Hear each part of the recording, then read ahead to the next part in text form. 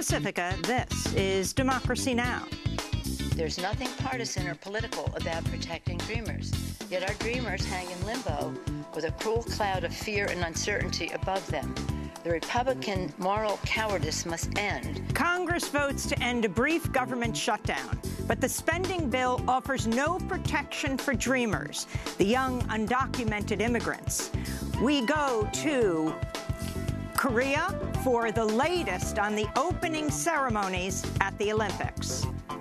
So today, the Olympics begin in Pyeongchang, South Korea, and North and South Korean athletes will be marching together in the opening ceremony carrying a One Korea flag.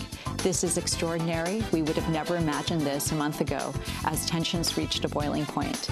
And unfortunately, as this incredibly hopeful peace process is taking place, U.S. Vice President Mike Pence is there to sow bitterness and discord. Then to the speech that would be the nail in the coffin for so many. 15 years ago this week, February 5th, 2003, Secretary of State General Colin Powell gave a speech to the UN arguing for war with Iraq, saying the evidence was clear Saddam Hussein had weapons of mass destruction. It was a speech Powell would later call a blot on his career. Is Trump doing the same thing with Iran? We'll speak with General Powell's former Chief of Staff, Colonel Lawrence Wilkerson. All that and more coming up.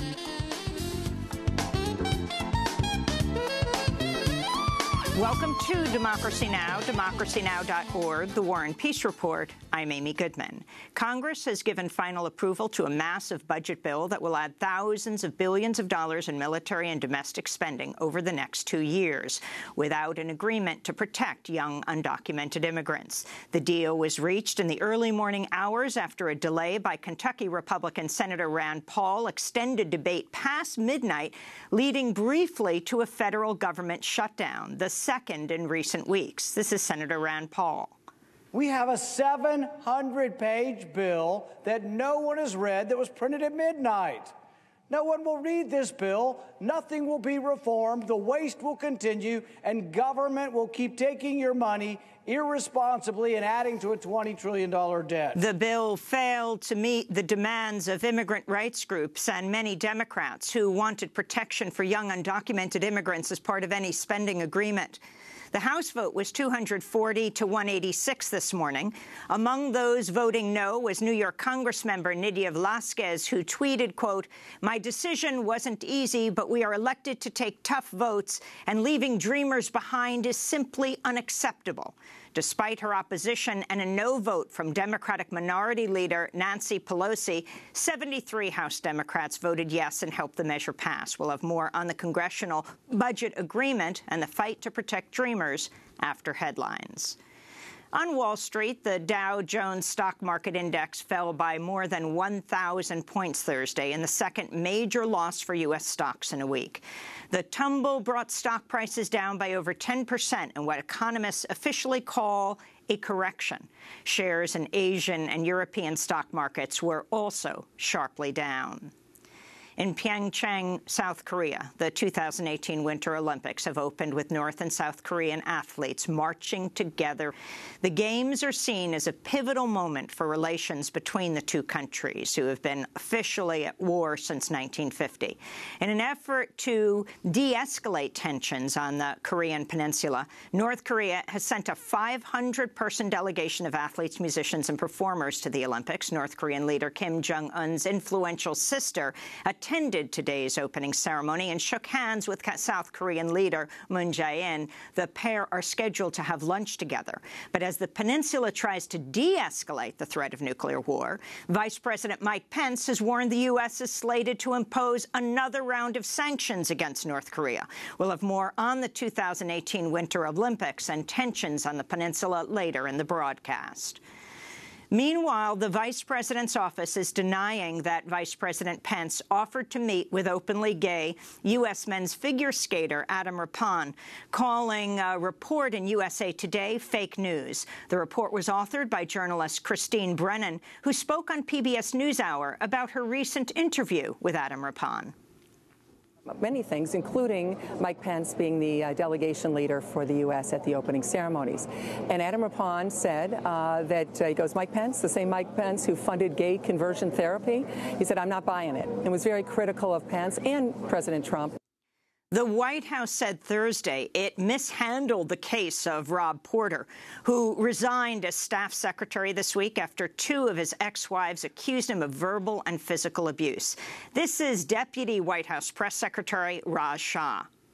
I think it's fair to say that we all could have done better over the last few hours or last few days in dealing with this situation. But this was a Rob Porter that I and many others have dealt with, that Sarah had dealt with, that other officials, including the chief of staff, had dealt with. And the emerging reports were not reflective of the individual who we had come to know. Shah's statement came as multiple news outlets reported senior White House officials, including Chief of Staff General John Kelly, knew for months that the FBI had heard testimony from Porter's ex-wives about verbal and physical abuse. That contradicts Kelly's account that he was not fully aware of the abuse until this week.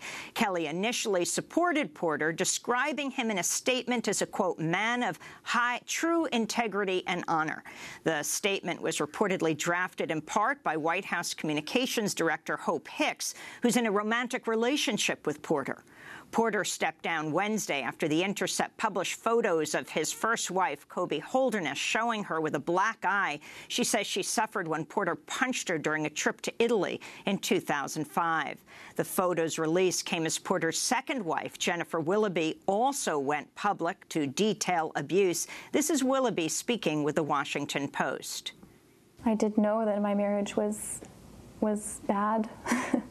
I knew that it wasn't healthy, that the fights and the verbal and emotional abuse that I was enduring was not, quote unquote, normal. But I don't think that I had yet put myself in the category of someone whose husband laid hands on her until that moment. The FBI had denied Rob Porter permanent clearance to handle classified information because of the allegations. Meanwhile, the Washington Post reports dozens of other White House employees lack permanent security clearances as they pursue FBI approval to handle sensitive information. Among them, Jared Kushner, President Trump's son-in-law and senior advisor, who failed to report over 100 foreign contacts on his initial application, which he has since revised 3 times. In Guatemala, press freedom groups are demanding swift government action after 2 journalists were found murdered in an apparent execution. On February 1st, the bodies of Laurent Ángel Castillo Cifuentes and Luis Alfredo de Leon Miranda were found in a field near the town of Santo Domingo. Their hands and feet were bound, and both had been shot in the head. In a statement, the Committee to Protect Journalists said the killings will, quote, further chill the climate for press freedom in Guatemala, where journalists work with constant fear of intimidation and violence. The Association of Journalists of Guatemala reported 11 media workers were killed in Guatemala last year. Bermuda's governor has signed a bill that rescinds the right of same-sex couples to marry. The new law reverses a ruling by Bermuda's Supreme Court last May that allows any 2 people to wed, making the island nation the first country to take away marriage equality rights. In Illinois, an avowed white supremacist and former Nazi leader is poised to win the Republican Party's nomination for a U.S. congressional seat. Arthur Jones, who once headed the American Nazi Party, is running unopposed for Illinois' 3rd congressional district in Chicago's suburbs. This is Jones being interviewed Thursday by CNN's Allison Camerata. It is shocking to hear how vocally and unapologetically racist you are. Are you a Nazi? Well, for the past 15, 20 years, I have not had anything to do with any National Socialist organization on a formal basis. But do you call yourself a Nazi? I don't call myself a Nazi. I call myself an American patriot and statesman. White supremacists and the self-styled alt-right movement are responsible for racist violence that's left more than 100 people dead or wounded. That's according to the Southern Poverty Law Center in a new investigation titled "The Alt-Right is Killing People." It finds 13 alt-right-related fatal episodes committed by young white men, including mass shootings in Charleston, South Carolina, Isla Vista, California, Roseburg, Oregon, and Quebec City in Canada. The Southern Poverty Law Center reports, quote, "Websites like Breitbart, Reddit, and 4chan have fueled the growth of the alt-right by spreading radicalizing propaganda designed to nourish white male resentment over cultural and demographic changes," end quote.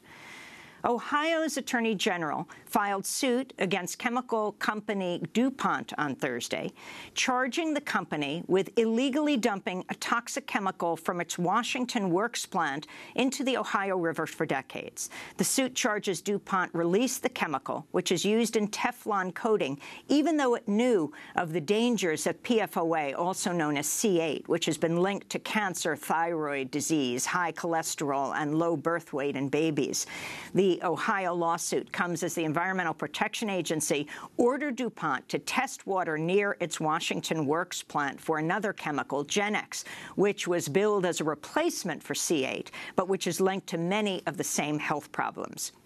To see a full discussion about Teflon, DuPont, and C8, you can go to our discussion at Sundance when we interviewed those involved with the film The Devil We Know. Go to DemocracyNow.org. In Seattle, Washington, federal agents and local police have searched the home of a former U.S. swimming Olympic coach after former world champion Ariana Kukurs said she was sexually abused as a minor. Kukurs says she was sexually assaulted by the coach, Sean Hutchison, on trips and during training sessions in Seattle, beginning when she was 16 years old. She says Hutchison also took nude photos of her without her consent. President Trump's anti-immigrant policies led to a 30% jump in the number of arrests carried out by ICE last year, according to a new review of ICE data by the Pew Research Center. Even so, 2017 saw far fewer immigration arrests than many of the years that President Obama was in office, including 2009, when ICE arrested nearly 300,000 people, more than double last year's total. The Trump administration is considering a plan that could see immigrants who apply for several forms of U.S. government assistance barred from obtaining visas or green cards. A draft document from the Department of Homeland Security obtained by the website Vox shows the plan would target immigrants who enroll their children in Head Start or the Children's Health Insurance Program, known as CHIP, or who apply for food stamps, housing, home heating, or transportation subsidies. Immigrant rights groups say the draft rules could force many families to choose between subsistence and a chance to become permanent U.S. residents. In Tacoma, Washington, at least 120 immigrants detained by ICE at the Northwest Detention Center have begun a hunger strike, protesting abuses at the hands of guards with the for-profit prison company Geo Group. The prisoners are demanding larger portions of edible, nutritious food, an end to arbitrary searches, and an end to the widespread use of solitary confinement at the prison. And immigrant rights activist Ravi Ragbir, executive director of the new Sanctuary Coalition, heads to court today in New Jersey, where he's challenging his 2001 conviction for wire fraud in a case that could see a judge stay an order for his pending deportation. Ragbir has been ordered to report to a check-in with Immigration and Customs Enforcement on Saturday, which is unusual, in Manhattan, and supporters have secured a permit to protest at 9 a.m. This week, the New York City Council held a hearing about whether the New York Police Department should have helped ICE agents escort Ravi Ragbir when they tried to deport him after his last check-in. This is Ravi Ragbir speaking on Thursday. I am feeling a lot of terror in my heart. My wife has a lot of terror right now that she is dealing with. Many of you who are here with me are feeling that terror together with me. This comes as Mayor Bill de Blasio wrote a letter to ICE this week saying the beloved New York City community leader should be allowed to stay, and that Congressmember Nydia Velázquez has introduced a private immigration bill that, if passed, would provide Ragbir with a path toward permanent legal immigration status. Those are some of the headlines. This is Democracy Now!, democracynow.org, The War and Peace Report. I'm Amy Goodman. In a pair of early morning votes, the House and Senate approved a bill to end a brief overnight shutdown of the U.S. government. The bill raises military and domestic spending by almost $300 billion over the next 2 years. But the bill failed to meet the demands of immigrant rights groups and many Democrats who wanted protection for young, undocumented immigrants whose protections President Trump ended last fall. The government officially shut down at midnight after Republican Senator Rand Paul temporarily blocked the Senate vote. Shortly before 2 a.m., the Senate approved the bill by a vote of 71 to 28. Then, around 5:30 a.m., the House passed the spending bill with a vote of 240 to 186. House Minority Leader Nancy Pelosi had urged fellow Democrats to oppose the spending bill because it did not protect dreamers. But 73 Democrats voted yes, helping the measure pass. Pelosi, who staged a record 8-hour speech on the House floor in support of immigration legislation, criticized the Republican leadership for blocking a vote on the dreamers. There's nothing partisan or political about protecting dreamers. If a DREAM Act were brought to the floor, it would pass immediately with strong bipartisan support. And I commend my Republican colleagues for their courage in speaking out on this. Yet our dreamers hang in limbo with a cruel cloud of fear and uncertainty above them. The Republican moral cowardice must end. House Majority Leader Paul Ryan vowed to open a discussion on dreamers. I know that there is a real commitment to solving the DACA challenge in both political parties. That's a commitment that I share. To anyone who doubts my intention to solve this problem and bring up a DACA and immigration reform bill, do not. We will bring a solution to the floor, one that the president will sign. We must pass this budget agreement first, though, so that we can get on to that. So please know that we are committed to getting this done. We go now to Washington, D.C., where we're joined by Grace Martinez-Rosas. She is the executive director of United We Dream, a recipient of DACA herself, the Deferred Action for Childhood Arrivals program. Grace, welcome to Democracy Now! What happened last night, early this morning, the votes in the Senate and the House to continue spending for the U.S. government to stop the shutdown, but not dealing with immigrants? Thanks for having me. Good morning. Yes, this morning we wake up devastated and determined to see that immigrant young people like myself and millions of others are protected from deportation, but devastated because Congress decided to not prioritize us and leave us behind and enable the mass deportation of Donald Trump. You saw yesterday or this morning Democrats who vowed to stay with us and vote no on anything that did not include a DREAM Act renege on that promise. And you saw the same thing, cowardice from Paul Ryan and vulnerable House Republicans that did not stand up for the values and the beliefs of 86% of the American public, that people like myself and my little sister should stay in this country. So explain what transpired over the last 24 hours, what you understand actually took place behind the scenes. You had this record speech of Nancy Pelosi, the House Minority Leader, that she gave for 8 hours on the floor, she voting no on the continuing spending for the government. And then what do you make of what Paul Ryan, the House Majority Leader, the House Speaker, said? You know, I think that everything was set in motion the moment that Chuck Schumer on the Senate side decided to end a shutdown without protection for immigrant young people, and at the same time give in to the CAPS deal without the DREAM Act. And so what you saw is then the Senate was able to move to send it over to the House, a CAPS deal, a CR that did not include protection from immigrant young people. You saw Nancy Pelosi on the floor for 8 hours. Talking about our stories, and that is in direct correlation with the power that immigrant young people have built from the community. But you also did not see her or other Democrats ask for a DREAM Act in exchange of their votes. In fact, 73 Democrats voted with Republicans to move forward on this. And so we say to you, we see you.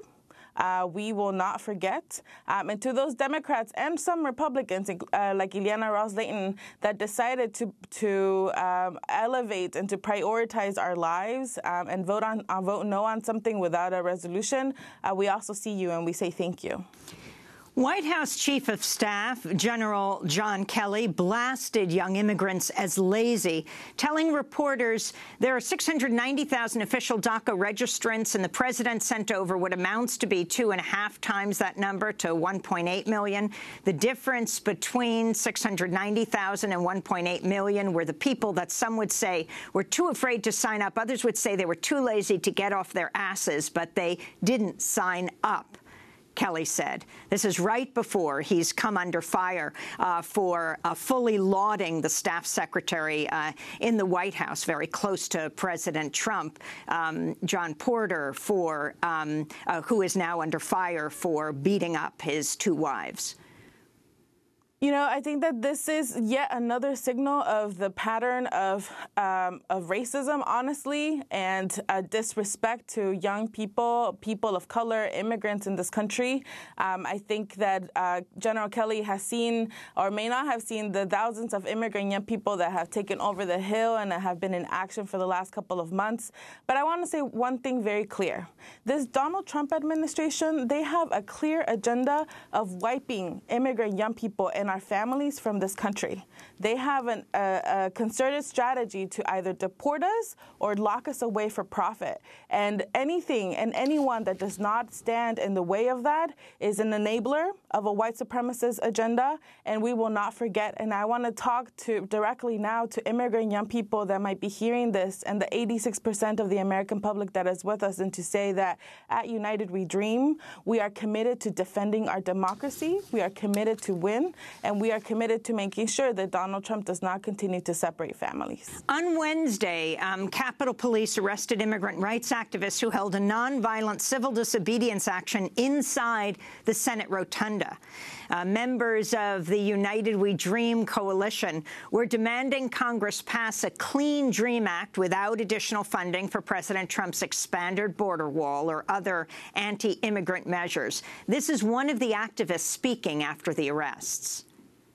I saw a marvelous display of family values and what I would refer to as American values. And it was a shame. It was a shame that that display resulted in the arrests of over 14 Dreamers or immigrant youth. And it was just awe-inspiring for all those young people to make a stand and put their lives at risk for the people that they love. Grace Martinez-Rosas, what next for United We Dream activists and others now that the House and the Senate have voted? We continue on. Our lives are at stake, and so March 5th is a deadline that Republicans have set themselves to ensure that this happens. We are looking to you to make sure that you stand in the way of enabling Donald Trump. You also will see and continue to see immigrant young people working with folks at the state and local community to make sure that there are protections for immigrants, because there's a lot of things that governors and mayors can do to ensure that families stay together.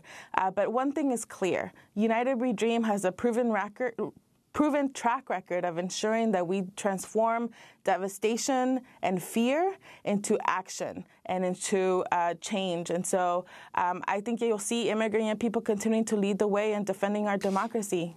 Grace, I want to turn to Senate Democratic leader Chuck Schumer speaking yesterday. So I say to Speaker Ryan, allow a fair and open process to debate Dreamers on the floor of the House, just as we are allowing in the Senate. Leader Pelosi shouldn't have to stand and speak for 8 hours. I respect her for doing it, just to secure a vote on an issue as compelling and pressing as Dreamers. What Leader Pelosi is asking for is the same thing we got here in the Senate, no more, no less, a vote and an open process that is undeniably fair. So I wanted to get your response, Grace, to both what Senator Schumer said and also the fact that Senate Majority Leader Mitch McConnell is expected to bring up immigration next week in a rare Senate floor debate. What are you expecting from this? Look, I think we understand that Senator Mitch McConnell set in motion the process for the floor debate on immigration in a long time.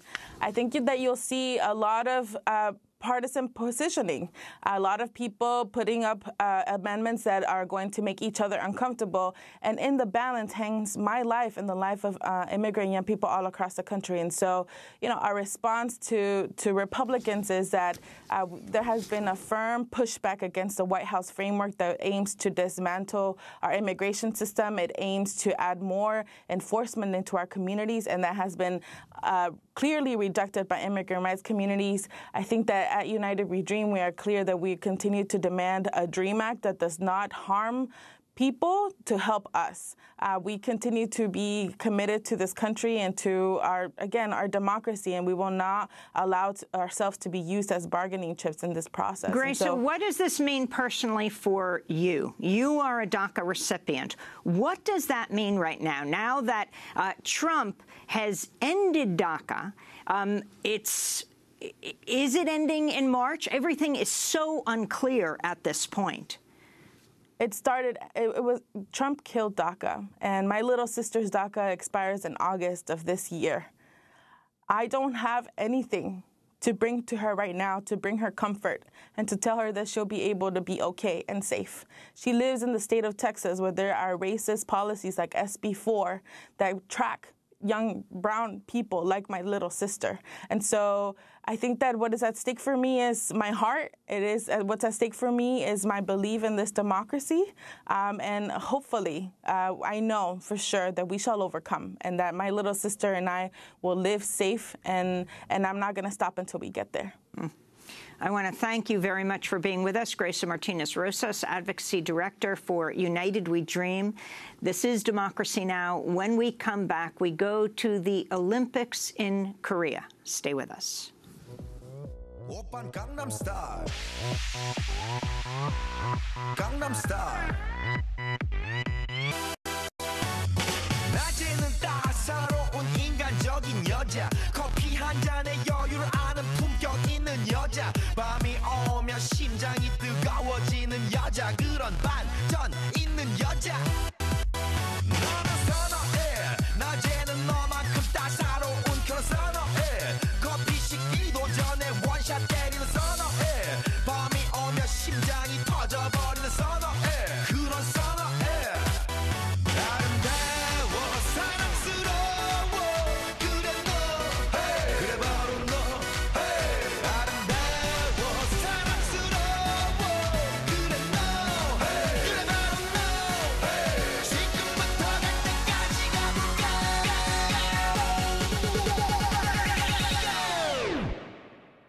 오빤 강남 스타일 강남 스타일 오빤 강남 스타일 Gangnam Style by South Korean singer Psy. This is Democracy Now! I'm Amy Goodman. In Pyeongchang, South Korea, the 2018 Winter Olympics have opened with North and South Korean athletes marching together at the opening ceremonies. The Games are seen as a pivotal moment for relations between the two countries, who've been officially at war since 1950. In an effort to de-escalate tensions on the Korean Peninsula, North Korea has sent a 500-person delegation of athletes, musicians, performers to the Olympics. North Korean leader Kim Jong-un's influential sister attended today's opening ceremony, shook hands with the South Korean leader, Moon Jae-in. The pair are scheduled to have lunch together. But even as the peninsula tries to de-escalate the threat of nuclear war, U.S. Vice President Mike Pence warned the U.S. is slated to impose another draconian round of sanctions against North Korea.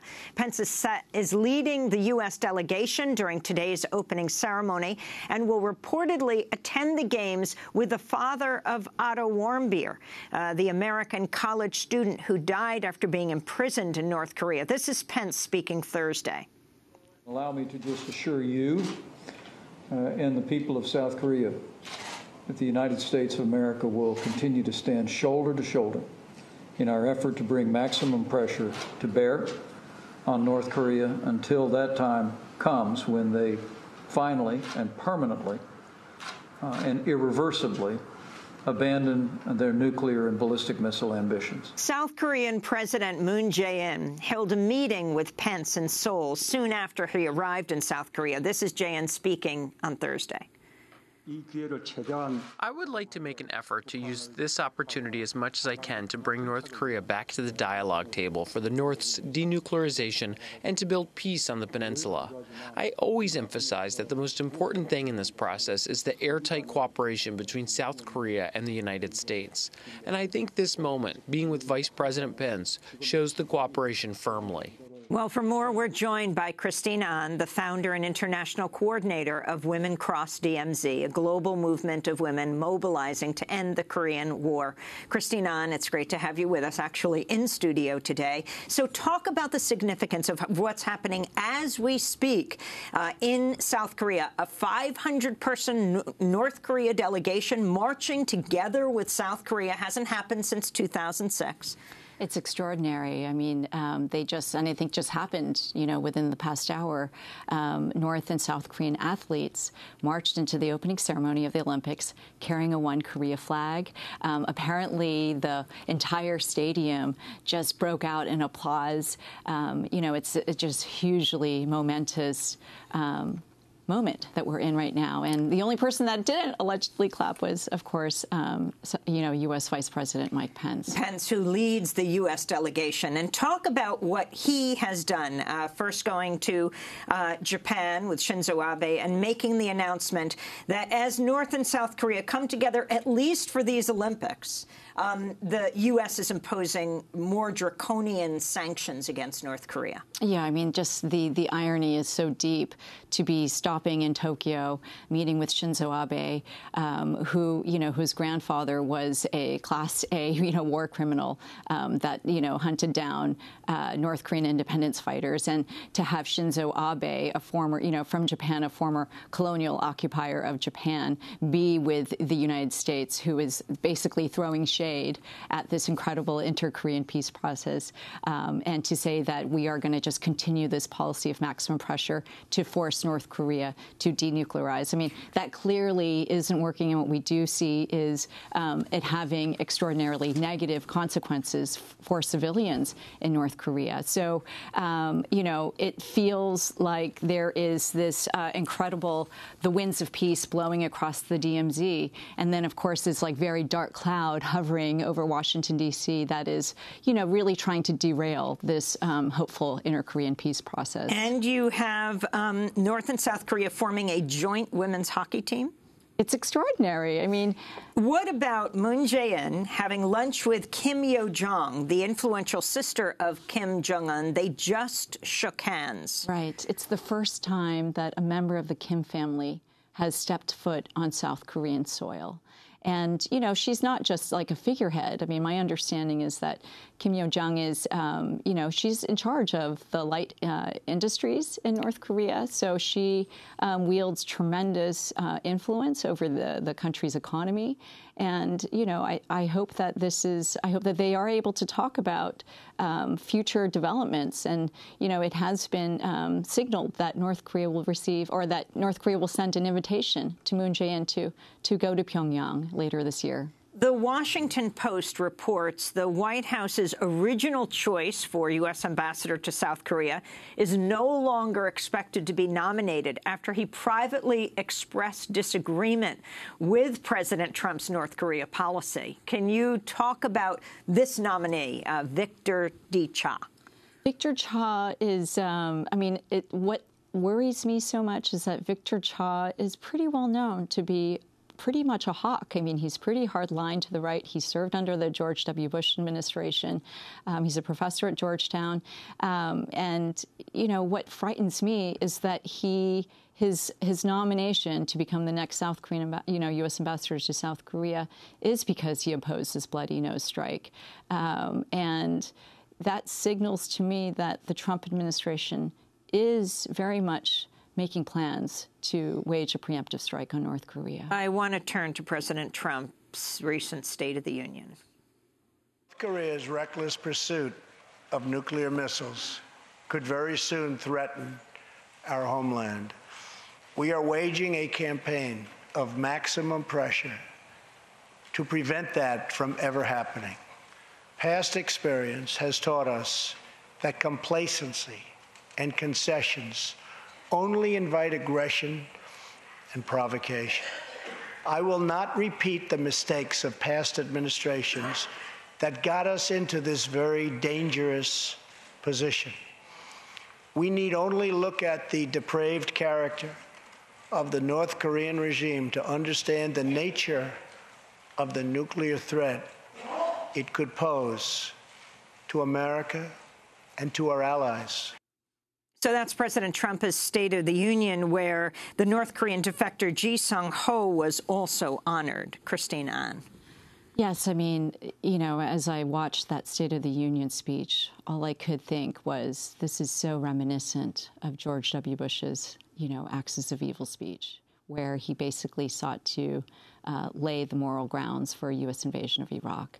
And, you know, calling the North Korean regime a depraved regime, you know, talking about North Korea's, I mean, we know clearly North Korea has some pretty grave human rights abuses.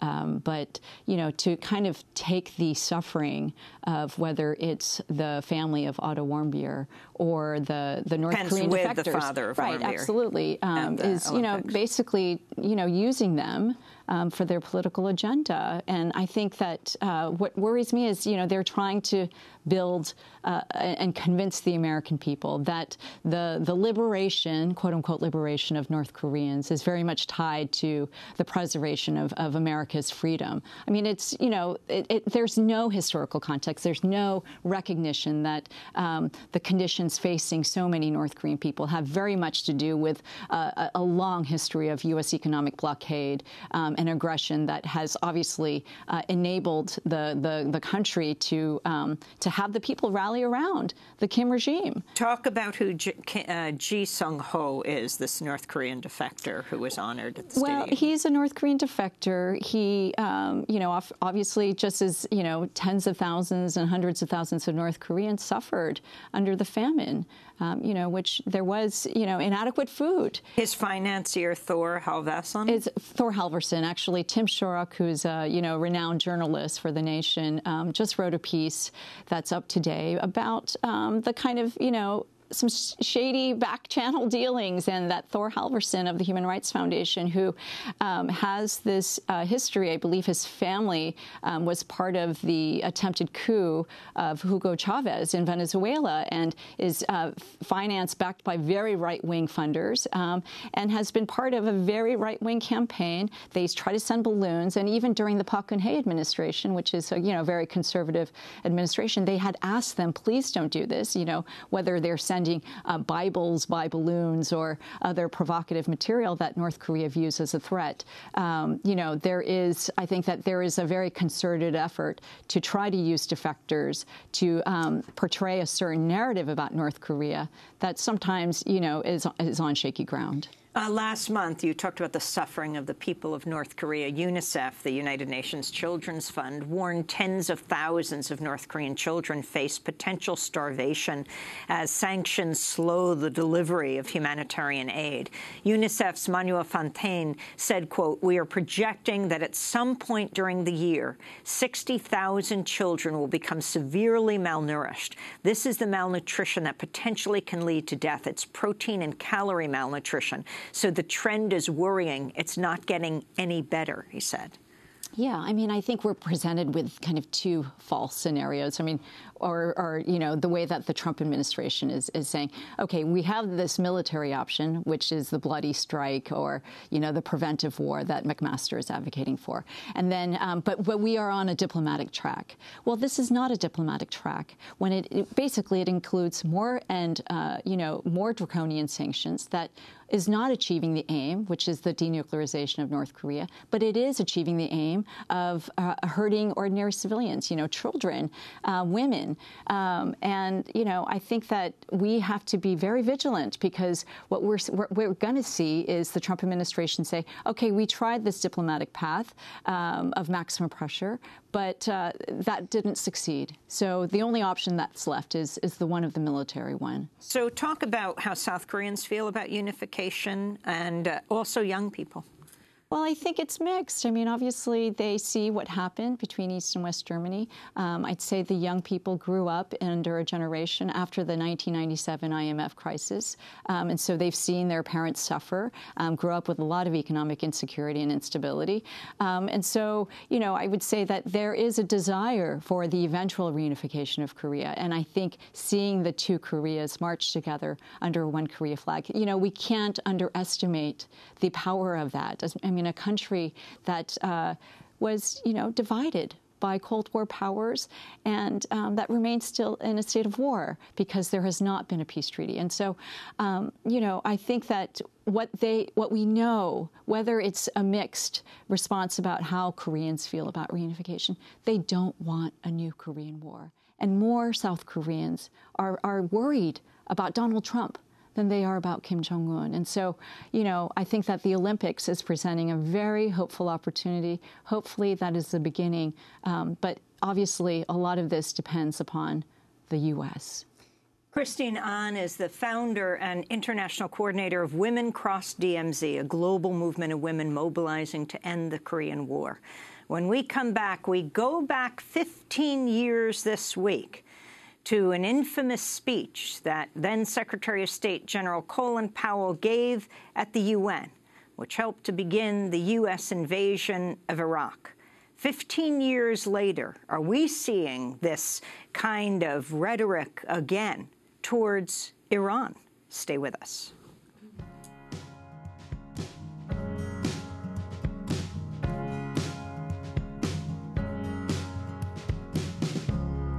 Coming once again, except this time it feels like the world's about to end.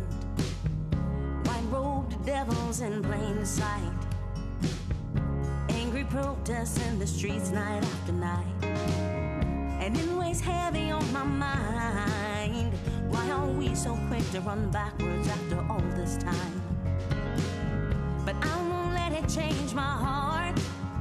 I was born full of love and hope, and when I die, that's how I'll depart.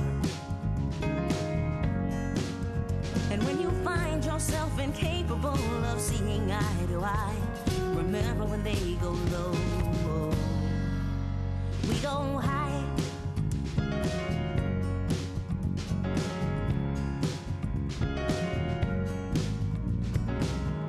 Change is coming, that's for sure. Battle Hymn for an Army of Lovers by Chris Matthews. Here on Democracy Now!, democracynow.org, The War and Peace Report. I'm Amy Goodman.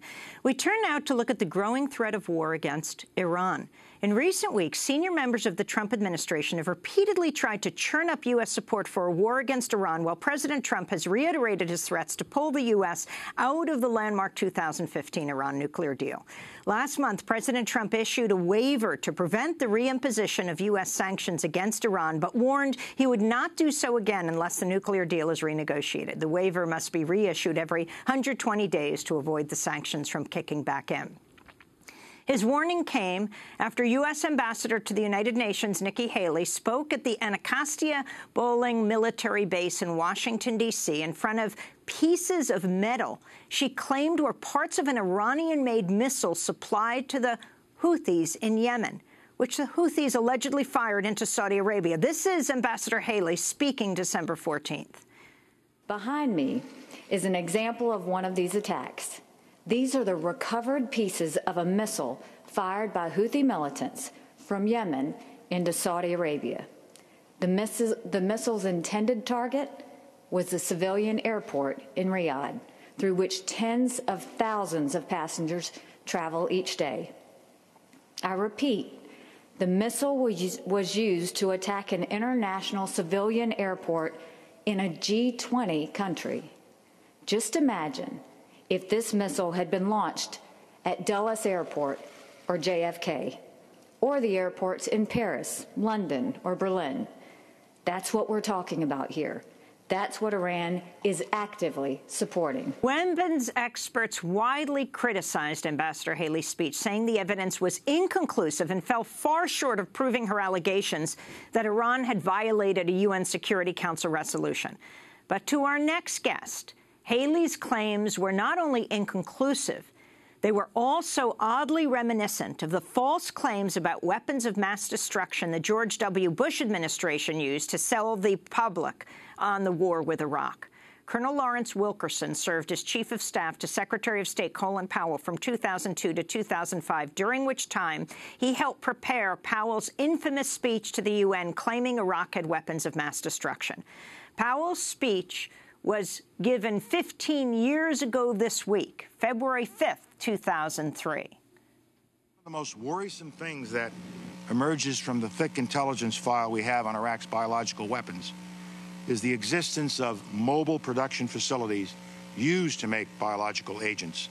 Let me take you inside that intelligence file and share with you what we know from eyewitness accounts. We have first-hand descriptions of biological weapons factories on wheels and on rails. The trucks and train cars are easily moved and are designed to evade detection by inspectors.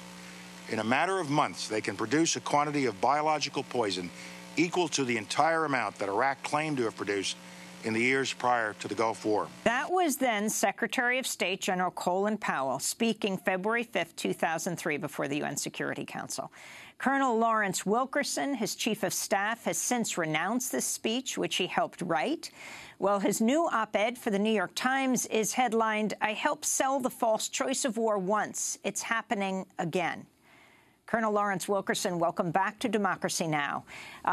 Talk about how you felt at the time, how you came to understand the evidence that General Colin Powell, who himself called this speech later a blot on his career, how you put this speech together and the echoes of it, what you hear today in Ambassador Haley's speech. Amy, we put the speech together with arguably the entire U.S. intelligence community led by George Tenet, the director of Central Intelligence, literally at Powell's right hand all the time, 7 days, 7 nights, at Langley and then in New York before we presented. When I saw Nikki Haley give her presentation, certainly there was not the gravitas of a Powell, not the statesmanship of a Powell, not the popularity of a Powell. What I saw was a John Bolton, and remember, John Bolton was her predecessor in terms of being a neoconservative at the United Nations, representing the United States. I saw a very amateurish attempt, but nonetheless, these kinds of things, when they're made visual and the statements are made so dramatically, have an impact on the American people. I saw her doing essentially the same thing with regard to Iran that Powell had done and I had done and others with regard to Iraq. So it alarms me. I don't think the American people have a memory for these sorts of things. Gore Vidal called us the United States of amnesia with some reason. So we need to be reminded of how the intelligence was politicized, how it was cherry-picked, how we move towards a war that has been an absolute catastrophe for the region and even long-term for Israel's security and the United States, perhaps, with a deftness and with a fluidity that alarmed me then. It really alarms me now that we might be ready to repeat that process. And your previous speaker on North Korea, there's another target. This president has so many targets out there that he could avail himself of at almost any moment that we have to shudder at the prospects for war and destruction over the next 3 years of Donald Trump's term. Can you talk about the pieces of metal she was talking about? I can't imagine how anyone could haul some metal in front of the TV cameras and assert the way she did with the details she did, some of which was false, just flat false, and expect anyone with any expertise, at least, to believe it. Open parentheses, the American people don't necessarily have that expertise, close parentheses. Look at her statement about this could have been shot at Dulles or it could have been shot at Berlin. Had it been shot at Dulles or Berlin, it would have stopped well short, somewhere in the Atlantic Ocean or even shorter. These missiles are not long-range missiles. These missiles are very inaccurate missiles. They have a CEP of miles. That means that unlike a U.S. nuclear weapon, which would hit within a 10-meter circle or less, it would hit within a mile or two circle. They don't know where it's going to hit when they shoot it. It's not very accurate, in other words. So the things that she was presenting there, she was presenting with a drama that even if what she was saying fundamentally was true, that the Houthis got it from Iran and shot it at Saudi Arabia, it simply was so exaggerated that one just looks at it and says, I can't believe that the United States is represented by that woman. Colonel Lawrence Wilkerson, it's very interesting that you have this moment now in U.S. history where the Republicans, some of them, are joining with President Trump in trying to discredit the intelligence agencies.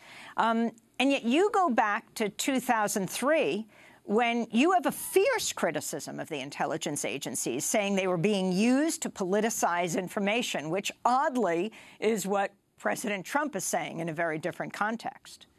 You would have a lot of sympathy if you asked me if I have some doubts about the U.S. intelligence agencies, all 17 of them now, definitely. But let me tell you what I've done over the last 11 or 12 years on 2 university campuses with really brilliant students in terms of enlightening myself, gaining new insights into what happened not only in 2002 and 3, but what's been happening ever since, and for that matter, what happened ever since Richard Nixon with regard to the intelligence communities. What happens is you get people like Tenet, you get people like John Brennan, you get people like John McLaughlin, you get people like Chris Mudd, for example, Phil Mudd, who was head of counterterrorism for George Tenet and who tried at the last minute to get me to put even more stuff into his presentation about the connections between Baghdad and al-Qaeda. You get people like that who are at the top. That screens all the many dedicated, high moral, high character professionals down in the bowels of the DIA, the CIA, the NSA, and elsewhere. That screens their views, which are often accurate. I'd say probably 80% of the time, very accurate, from the decision makers. So what you get is you get people like Tenet and McLaughlin and Brennan who shape whatever they can to fit the policies that the president wishes to carry out. The intelligence, therefore, gets corrupted. So in that sense, I am still down on the, quote, U.S. intelligence community, unquote. I mean, it's really interesting because a number of the people you mentioned from the past are the current commentators on television. Yes. Yes. John McLaughlin lied to the Secretary of State of the United States on more than one occasion during the preparation for the 5 February 2003 UN Security Council. I want to turn to President Trump speaking to the United Nations General Assembly in September. The Iran deal was one of the worst and most one-sided transactions the United States has ever entered into. Frankly, that deal is an embarrassment to the United States, and I don't think you've heard the last of it, believe me. It is time for the entire world to join us in demanding that Iran's government end its pursuit of death and destruction. It is time for the regime to free all Americans and citizens of other nations that they have unjustly detained. And above all, Iran's government must stop supporting terrorists, begin serving its own people, and respect the sovereign rights of its neighbors. Colonel Lawrence Wilkerson, respond to President Trump and talk about the clock being put ever closer to midnight. That agreement, the JCPOA, the nuclear agreement between the UN Security Council permanent members, Germany, Iran, that agreement is probably the most insidious and likely way to war with Iran. The Obama regime, in a very, very difficult diplomatic situation, achieved the best it could. That best is a nuclear agreement that keeps Iran from a nuclear weapon and gives us over a year of time, should they try to secretly break out of it, to inspect and find and to stop, even if we had to bomb. So it is an agreement unparalleled in regard to stopping Iran's search for, if it ever had the desire to, a nuclear weapon. If Trump undermines that, if this administration undermines that, then there is no, and they are moving fast to do that, there is no other alternative if you look at it. Now, my colleagues and some of my opponents in this will say, oh, no, that doesn't necessarily mean war. It certainly does if you continue this march towards Iran's unacceptability of Iran's having a nuclear weapon. Because then we will have intelligence telling us that Iran is, I know the Foundation for Defense of Democracy and others will never let this rest. We will have everyone telling us that Iran, whether they are or not, is going after a nuclear weapon once the agreement is abrogated. That means the only way you assure the American people and the international community, the region, Saudi Arabia salivating for a war with Iran, with American lives at the front, that means the only way you stop Iran under those circumstances is to invade 500,000 soldiers and troops. You better have some allies, 10 years, $4 or $5 trillion. And at the end of that 10 years, it looks worse than Iraq did at the end of its 10. That's what you're looking at over the long haul if you say this agreement is no good and abrogate it. Because if it's still unacceptable that Iran not get a nuclear weapon, the only way that you assure that is by invasion. Bombing won't do it. All bombing will do is drive them underground. They'll develop a weapon. They'll work with the North Koreans and so forth. We know they have worked with the North Koreans in the past, and they will develop one. And then they'll be like Kim Jong-un. They'll present us with the fait accompli. Nuclear proliferation is a real threat right now, and I agree with the bulletin of the Atomic Scientist Bulletin that the hands on the doomsday clock are now at 2.5 minutes or so from midnight. We are more in danger of a nuclear exchange on the face of the earth than we were in probably any time since 1945, and that includes the Cuban Missile Crisis in 1962 and the Berlin crisis that more or less preceded it. This is a dangerous time, and we have a man in the White House who is a dangerous president. Colonel Wilkerson, on Wednesday, Defense Secretary James Mattis defended a Pentagon request to develop new so-called low-yield nuclear weapons, telling reporters the U.S. needed a more complete range of nuclear options. And this comes as the Trump administration has unveiled its new nuclear weapons strategy, which involves spending at least $1.2 trillion to upgrade, they say, the U.S. nuclear arsenal. Your response? Make that about $2 to $3, maybe even $4 trillion, because that's what the cost overruns will be, and that's what we'll spend over the next 10 to 15 years to do this, and we do not need it. Just look at some of the components of this. We're looking at a B-21 bomber for the Air Force, for example, that's going to be so expensive the Air Force won't even tell the Congress how much it's going to cost. We're looking at a nuclear-tipped cruise missile for that bomber, which negates the need for the bomber. It's redundant, but we're going to do it anyway. This is to assuage the military-industrial complex in America that deals with nuclear weapons. This is to spend lots of money and keep lots of nuclear scientists and others in their jobs. I understand that, but I don't condone this kind of money being spent. This is to respond to the Russians, whose military doctrine now includes using small-yield nuclear weapons should they be invaded by NATO. It's written in their doctrine.